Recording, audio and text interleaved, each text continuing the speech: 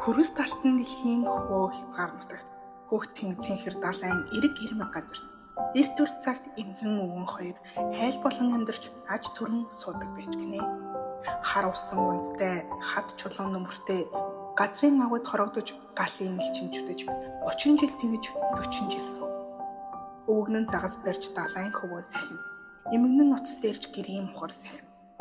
Өвгөн нэг өдөр далайн хөвөөнд очиод тороо усанд тавьж загас шүрдэж эхлэв. Анхан нэг шүүсэнд нэлцгэр замаг гарав. Ахиад нэг шүүсэнд нойтон өвс гарав. Адаг сүлтний шүүтгэл алтан загас баригдав.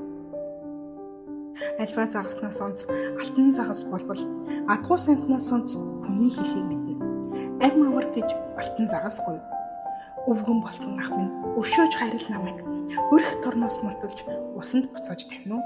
Ам биеийн оронд аль туртайч нүгэн хайрт амны минь оронд хамаг хүсний чинь нүгэн гэж. Энэ үгийг сонсоод өвгөн ихэд зочив. Өссөн төрснөөс нааш өвгөн насан болтол өдий жилийн дотор загас барьж амьдрахдаа замар шууж явахдаа үг хэлэх загсыг үзэн удаа байхгүй. Яасан хачин юм бэ? Ямар чихтэй хэрэг вэ гэж ажиг сэжиг төрж айхтай ах зэрэгсэж алтан загсыг тавихдаа чиний өгөх нь надад хэрэг байхгүй. Чиний үнэтэй би надад олз болохгүй. Алтан өнгөц загас минь ариун далайд тэнгэж аль дураараа амьдар. Ачид тэнгэр туршигдож амар минь яв гэж. Сайн үгээ хэлж сайхан гэрүүлөө тавив. Өвгөн тэндээс буцаж гэртээ харж ирээд өнөөх сонин юм аа өвгөндөө ярьж эхлэв. Өнөөдөр би далаагаас нэгэн загас барив. Өнгөн алт болоод хүний хэл мэднэ. Ам бие аварч усанд тавихыг гуйж аль дуртай юмыг над үгийг хэлтэн. Айж сандраад би юу ч авч чадсангүй. Хөрхий тэр загсыг тор шүрээс мулталж хөх талаад нь тавьчихад буцаад ирлээ гэж гин. Эргүү тэнэг амтан гэж эмгэн өвгнөө зэвлэв. Алтан загаснаас юм авч чадсангүй чи мунхаг амтан ядахта бодон твш гуйсан бол маш хэрэгтэй байхсан. Манай твш хуучирч хагарч хөвдрээд бүр хамхирч онох шахсан шүү. Өвгөн гэдрэг явж өнөөх далаадаа ирв. Далайн ус мэралцаж даанч сайхан харагдав. Алтан загсыг дууцанд алтан загас хөвсөөр өмнө нь хурч ирээд өвгнөөс ийн асуув. Хүнд төвгөн ах минь үсэх хэлэх юу байна? Явдал учир юу ямар хэрэгээр ирэв? Өвдөг нуулж мөргөөд өвгөн хариу хэлв. Хатан дээд загас минь хайрлаж намайг өршөө. Алтан загаснаас юм авч чадсангүй гэж манай амьд намайг маш ихээр буруушааж шин твш хэрэгтэй гэж ширүүн үг хэлж байна. Эдэлж байсан твш маань эвдэрч унахад хүрсэн гин. Алтан загас хэлв. Ачид буурал өвгөн минь зорж ирсэн хэрэг чинь зоохонгүй бүтэн. Эрэгт тэнгэрт итгэж гэртээ хайр өвгөн минь эвдэрх юм уу твш чинь шин твшээр солиотно. Өвгөн гэртээ иртэл өнөөх загасны өгсөн өнгөтэй сайхан твш мөн хөвтөж харагдав. Эмгэн дэрэгтэн зогсоод элдвэр харах сонстов. Эргүү тэнэг амтан чи энэ твшийг гуйсан уу? Твшээр юу хийх вэ? Дэмий имийг авч чи бас буцаад яв. Байшин гуугаад ир гэж. Өвгөн гэдрэг буцаж өнөөх талаадаа ирв. Далайн ус нэхээд давалгаалж салхиж байв. Алтан загсыг дууцанд алтан загас хөвсөөр өмнө нь хурч ирээд өвгнөөс ингэж асуув. Хүндтэй өвгөн ах минь хүрээд ирв бас. Явдал учир юу? Ямар хэрэгээр ирэв?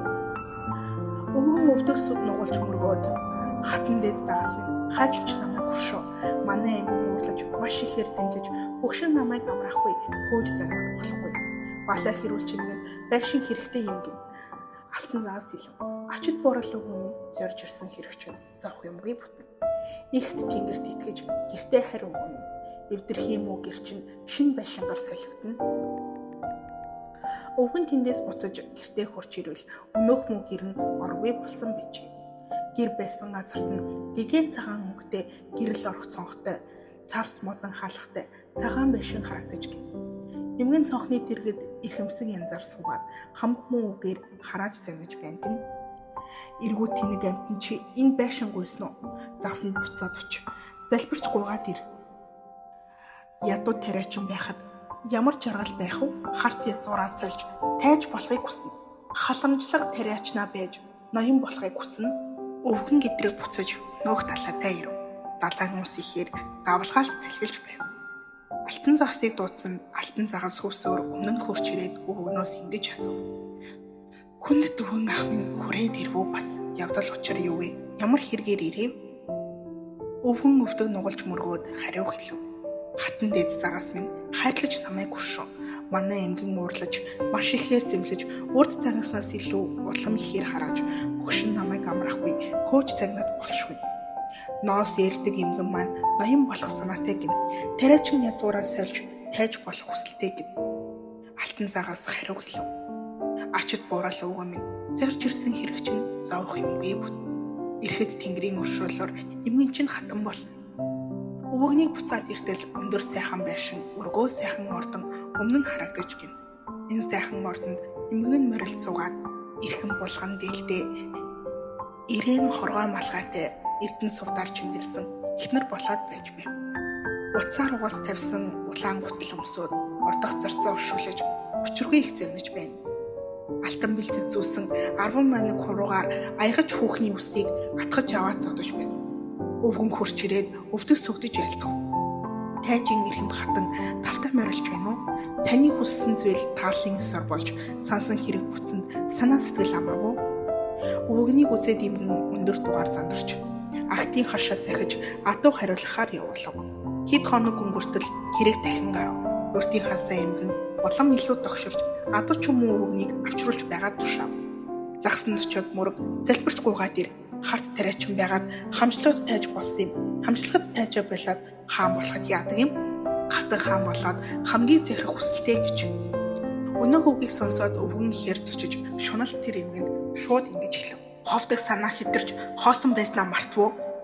Хоолнд их цадаж галзуу өвчин тусвуу. Тэгш зүг алхаж чадахгүй ийм эмгэн дээд хаан болж яаж чадах юм бэ? Дэлхийн хүн амьтны элэг дог болно. Бүтэн үг хэлж чадахгүй ийм амьтан бүгдийн хаан болж яаж чадах юм бэ? Бүх олон амьтны ичгүүр сонжуур бодно. Гэхэд эмгэн ихээр уурлаж, элдв зүйлээр харааж тариачин өвгний газрыг тас хийдэл алгадаад сүдлийн янзаар харж сүрдүүлж байгаа тушаав. Тайз язгуурт миний таалал тушаал хоёрыг зүнүн муу тариачин зөрчиж болдго юм уу? Дуртай дургыг асуухгүй, тушааж байн чамд дуугүй явахгүй болбол чирээд явуулна чамайг. Өвгөн арга ядаж өнөөх далаадаа ирв. Далайн ус харлаж давлгаалж салгиж байв.